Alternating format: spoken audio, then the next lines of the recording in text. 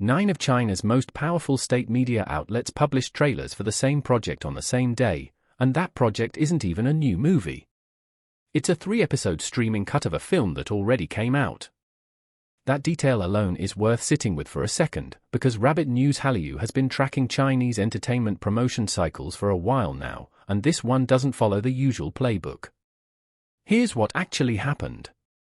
On July 26, CCTV News, Xinhua, China Daily, Global Times, People's Daily Online, Guangming Daily, Dragon TV, and several other officially affiliated outlets simultaneously released trailers or posters for a project called Mo Dexian, starring Xiao Zhan. It's set to premiere August 1st. The National Radio and Television Administration's drama division reportedly held a dedicated coordination meeting for the release and placed it on a list of key works to watch. Xinhua's post alone pulled in more than 369,000 views. CCTV News video crossed 406,000. Those numbers matter less for their size than for what they're attached to. This isn't a theatrical release. It's not even, strictly, a new show. Mo Dexian is being framed as a director's cut, 3 episodes, over 160 minutes combined, built from unused footage and new exclusive scenes shot around the 2025 theatrical film Xian Jin Zhi. Studios expand films into extended cuts all the time. They rarely get this kind of unified state media push to do it. So the real question isn't what's the show about. It's why a supplementary streaming release is getting treated like a flagship premiere. And that question doesn't have an obvious answer sitting on the surface.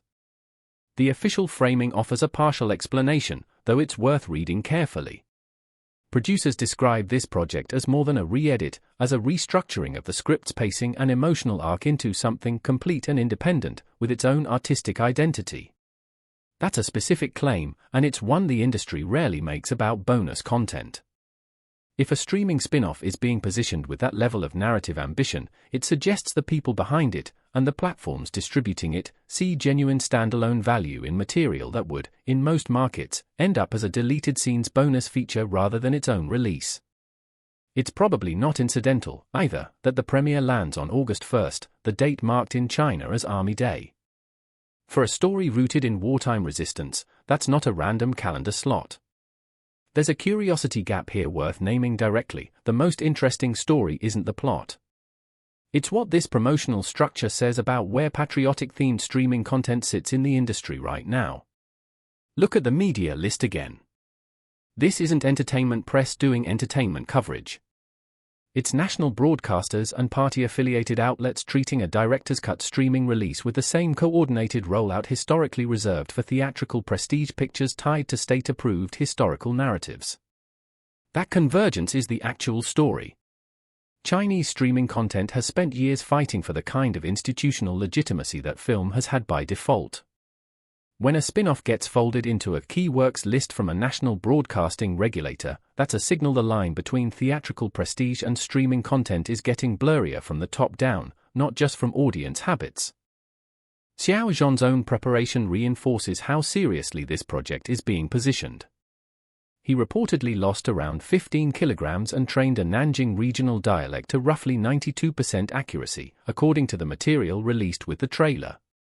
On set, the director apparently felt his natural posture read as too upright for the character, so Xiao Zhan deliberately adjusted his stance, keeping a slight hunch throughout filming to physically embody someone worn down by circumstance rather than someone standing tall through it.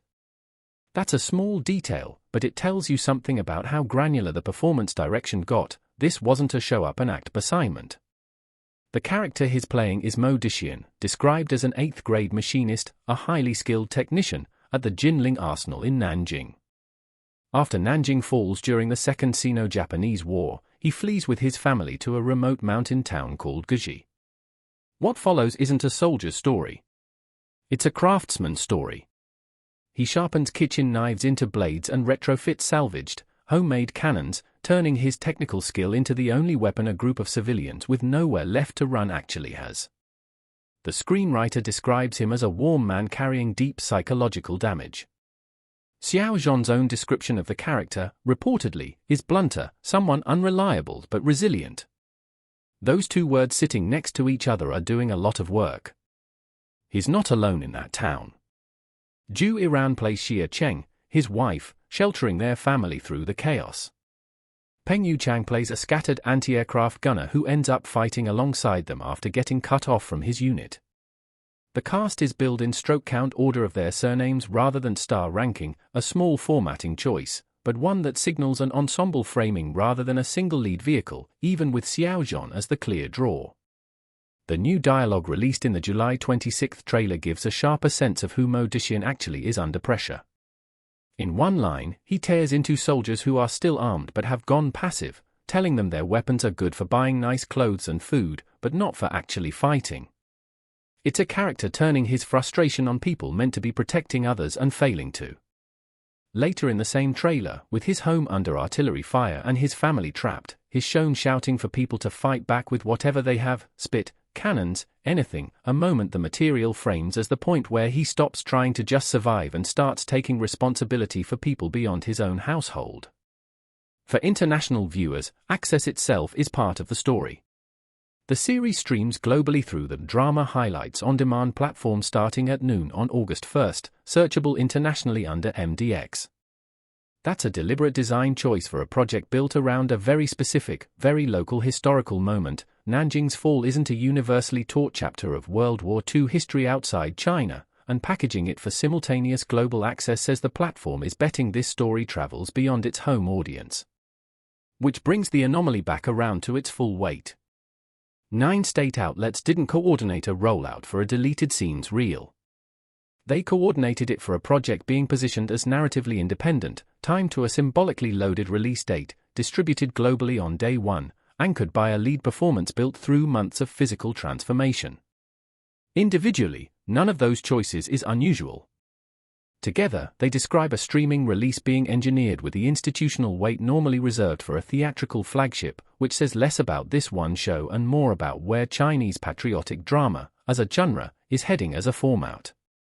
The theatrical versus streaming hierarchy that shaped this industry for years looks like it's actively being renegotiated, one coordinated rollout at a time. None of this confirms how the finished series will land with audiences, and a promotional campaign, however coordinated, isn't the same thing as critical reception. But the machinery behind this launch tells you the industry is treating it as more than a bonus release. Whether Mo Dexian earns that positioning is still an open question the show itself will have to answer starting August 1st.